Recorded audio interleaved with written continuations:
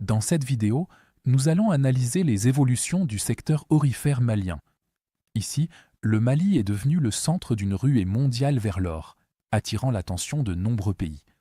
Cependant, cette implication croissante remet progressivement en cause la position centrale que la Russie s'était peu à peu réservée dans le pays. Le Mali est l'un des principaux producteurs d'or d'Afrique depuis de nombreuses années, mais son importance ne cesse de croître, devenant centrale dans l'orientation politique et économique du pays. En effet, le gouvernement dépend fortement des revenus de l'or pour financer l'État et soutenir les forces armées, si bien que les décisions concernant l'exploitation minière ont un impact direct sur la stabilité nationale. Le pays produit largement plus de 60 tonnes d'or par an, ce qui le place parmi les plus grands producteurs du continent. La concentration d'or est également devenue un aimant pour les gouvernements et entreprises étrangers cherchant à s'implanter. Comme de nombreuses régions minières sont isolées et difficiles à contrôler, ces acteurs extérieurs proposent des investissements ou une assistance sécuritaire en échange d'un accès à l'or. La Russie s'est appuyée sur un soutien militaire concret pour s'implanter et renforcer sa position, envoyant du matériel qui permet aux unités maliennes de fonctionner. Par exemple, en plus de l'aide militaire, la Russie a récemment livré des centaines de générateurs, essentiels pour la communication et la coordination dans des zones où l'électricité est peu fiable. Cette stratégie rend le gouvernement malien plus dépendant du soutien continu de la Russie, augmentant ainsi l'influence de Moscou. Cependant, l'instabilité du pays a aussi récemment poussé l'Inde à se retirer d'un projet de lithium soutenu par la Russie, en raison de risques sécuritaires croissants. Cette décision traduit une confiance déclinante dans la présence russe dans le pays et dans sa capacité à protéger un investissement commun au Mali.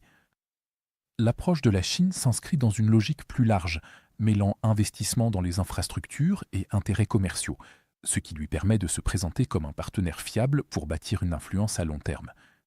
Toutefois, la coopération militaire s'est également intensifiée récemment, comme en témoigne la livraison du système de défense aérienne chinois Itan en avril, qui a permis au Mali de se passer totalement de la Russie.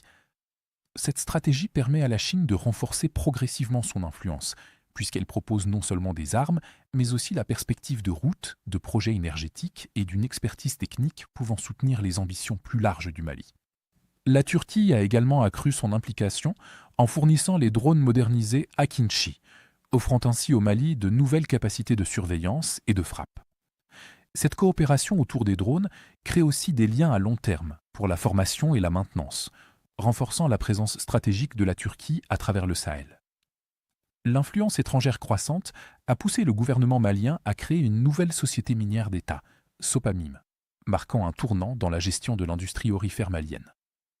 Cette société détiendra toutes les parts de l'État dans les projets miniers, remplaçant l'ancien système où différents ministères et responsables locaux contrôlaient séparément des segments du secteur. Le code minier de 2023 avait déjà porté la part de l'État malien à 30%, mais la nouvelle structure donne au gouvernement une position plus unifiée et plus forte lors des négociations avec les investisseurs étrangers. Les autorités ont également commencé à renforcer le contrôle sur les sites miniers, ce qui traduit une volonté de centraliser la prise de décision et de s'assurer que les revenus de l'or reviennent directement à l'État, plutôt que d'être dilués à travers des accords locaux. L'objectif de la nationalisation n'est pas d'écarter automatiquement les acteurs étrangers, mais de les obliger à repenser leur manière d'opérer au Mali, même si certains pourraient réduire leur implication s'ils estiment que les règles deviennent trop imprévisibles ou que la situation sécuritaire rend l'investissement trop risqué. Pendant ce temps, d'autres pourraient redoubler d'efforts pour gagner la confiance des autorités, en offrant un soutien militaire, des infrastructures ou un appui politique, dans l'espoir de rester proche de ceux qui contrôlent désormais l'accès à l'or malien. La Russie est soumise à la plus forte pression, car son influence repose principalement sur la coopération militaire, plutôt que sur un engagement économique large, ce qui la rend vulnérable alors que le Mali affirme un contrôle accru sur ses ressources.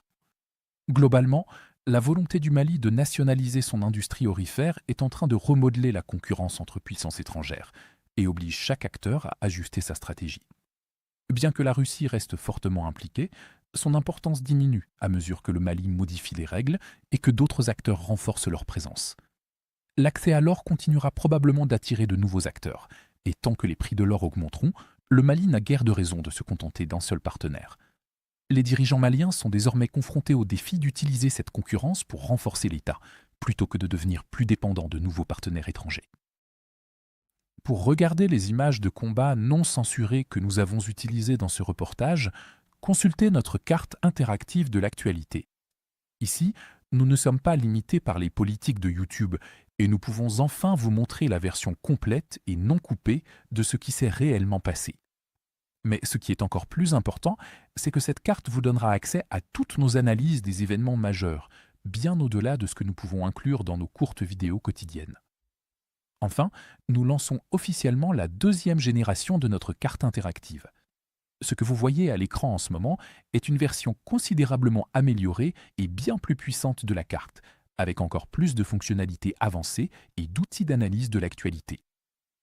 Pour célébrer le lancement de la nouvelle carte, nous lançons également une promotion de 50% sur tous les abonnements. À partir de seulement 4,99 $, vous bénéficierez non seulement d'un accès premium à la carte, mais vous débloquerez aussi toutes nos mises à jour stratégiques exclusives, nos aperçus du front et nos vidéos de géopolitique stratégique. Alors, cliquez sur le lien dans la description pour devenir membre exclusif de notre communauté. Je remercie sincèrement tous ceux qui ont choisi de nous rejoindre. Votre soutien compte énormément pour nous.